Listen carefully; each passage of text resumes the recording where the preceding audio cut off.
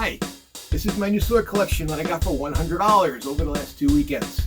First thing, last weekend I picked up this French bayonet for $40 at a garage sale. Then I picked up all of these swords and these two scabbards on Craigslist for $60. Let's take a close look. First up, this 1873 French bayonet, which I picked up at a garage sale upstate from my place in Kingston, New York. I took a bit of a risk because you can see some of this rust here. This was actually rusted shut. Couldn't get the blade out of the scabbard. So from experience and watching other videos, a lot of times these old steel scabbards really protect the blade well. So I figured it was worth $40. Went home, squirted it down with WD-40, let it sit for the night, and oh yes, this is one badass freaking blade in really nice condition. I was really seriously pleased with this. And what's absolutely amazing is if you look here, you can see an inscription with the date 1873 on it, which was surprising, and I didn't realize how old this was when I got it. But yeah, this is one serious blade. Next up on the swords and scabbards I got on Craigslist for $60. First things first, this is a 1960s, 1970s reproduction of a cup hilt rapier. Nice and long, very sharp on the point. Blade is not sharpened at all. What's awesome is this is completely metal. Everything, including the handle, which should be wood, but it's metal. As you can see here, the wrap has come loose. I'm going to have to redo that. There's a slight dent in the cup right here, which happened at some point. But what's amazing is not only is it completely metal, but there's all this embellishment all over the quillions and over the knuckle guard. And when I took a very close look at it, the entire blade has officer embellishment on it, which is really nice. You normally don't see that on a reproduction.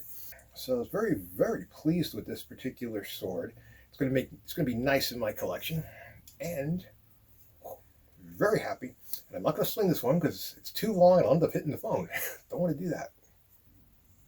Next up is this Spanish Estoque, or bullfighting sword. I admit when I first got it, I wasn't sure what this was. I was a little puzzled with the wrap. Thought maybe someone had wrapped it aftermarket.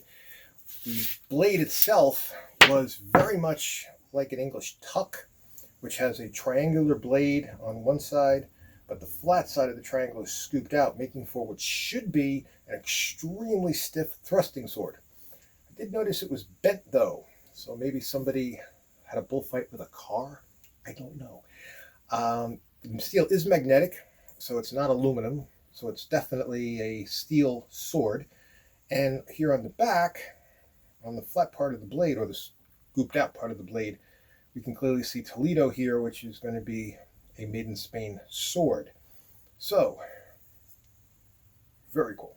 Although I will not be fighting any bulls. Next up is a Wilkson Sword Company fencing saber. This one I'm pretty happy with. I really like the look of this. I like the feel of it, and the fact that it does have the Made in England stamp on one side, Wilkson Sword Company on the other is pretty cool. The Débelé and Forte, you can see this definitely made to be used. It's very strong over here, and then has a lot of weakness and bendability at the end, which is nice. The downside of this particular one is that the handle is cracked, and it's missing a little piece of wood where your thumb would sit. So I'm going to have to either glue the handle, replace the wood, or replace the whole handle.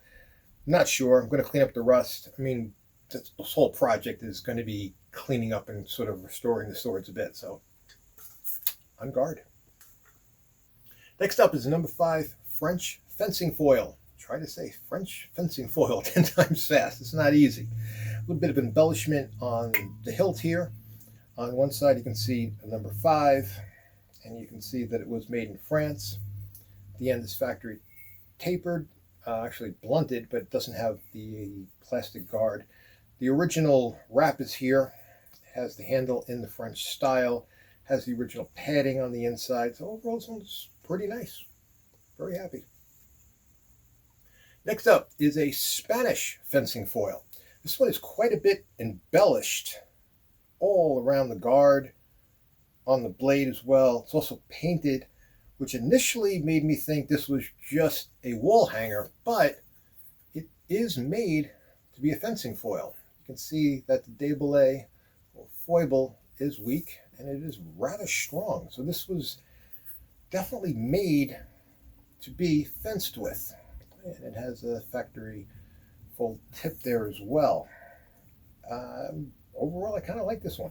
Again, probably 1960s, 1970s. Yeah, pretty nice. Next up are two vintage scabbards. Let's take a look at this one first. It does have, well, let's start on this end, since this end has been repaired very poorly. Somebody thought the best way to repair it would be to wrap a lot of tape around the end instead of just sewing it or whatever it needs underneath. We'll find out at some point. The drag is still completely intact, which is pretty cool. It's wood inside, wood scabbard. It's got most of the leather up here in the top, and it does have a metal throat. So at very least I have parts. For the second one, again, metal throat, all leather, wood core, but unfortunately the drag has been, I guess, dragged off on the bottom. So these were included with the swords, and at the very least I have parts, and if I want to make a new scabbard, I have a nice vintage model scabbard to base my pattern on. Next up are these three ornamental swords, which I'll probably just clean up and put up on eBay. The first one comes with the scabbard, but unfortunately it's ripped over here, so the tip's coming off. I may or may not bother fixing that. Blade has quite a bit of embellishment. It's most likely stainless steel. It's also a tad bent. I guess somebody again was fighting with that car. The handle is all metal. I'm sure these are not real rubies, but you can probably just straighten this blade out and then polish it up a bit. See what happens. Second one is a very large, heavy sword. Again, most likely stainless steel. It appeared to be shiny at one point. It's got a lot of rust on it, so I do have to clean this sword up. Blade is pretty heavy, actually. It's got some, definitely has some heft to it. It is not sharpened, but it's definitely tapered so that it could be sharpened. I would not recommend sharpening this. Fortunately, the last one has the crossguard is broken. There's a tremendous amount of engraving, etching on the blade on this one.